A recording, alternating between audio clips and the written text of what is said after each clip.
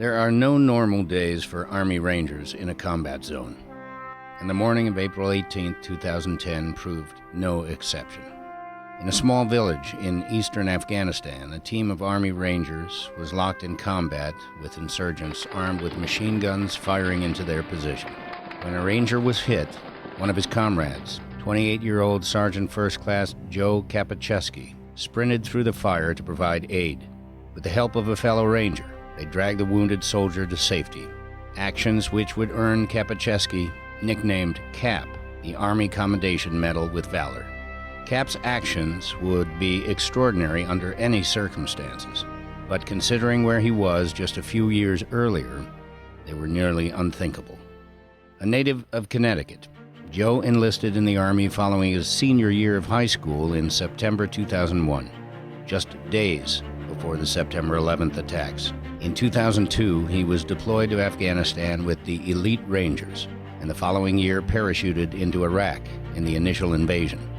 With only 2 days left in his fifth deployment to Iraq in 2005, Cap's life would change forever. His convoy was ambushed by heavy fire. A grenade fell through the hatch of his Stryker vehicle, exploding inches from Cap's right side.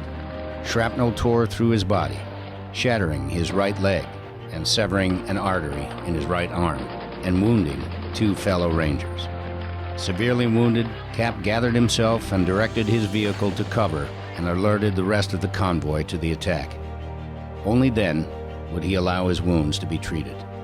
Cap was evacuated to Walter Reed Hospital, where doctors feared nerve damage had cost him the use of his arm.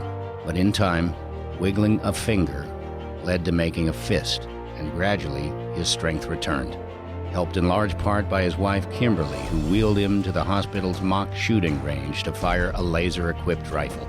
But while his arm recovered, his leg did not. Despite countless surgeries, external rods, and 18 pins holding it together, his leg was still barely functional and in severe chronic pain. His dream of returning to his squad to lead Rangers in action looked to be over. In time, he was left with one decision: to amputate his leg below the knee. The pain now gone, Cap went immediately to rehab, was fit with a prosthetic, and began working out with one goal in mind: returning to combat duty. Most, including his fellow Rangers, thought it impossible.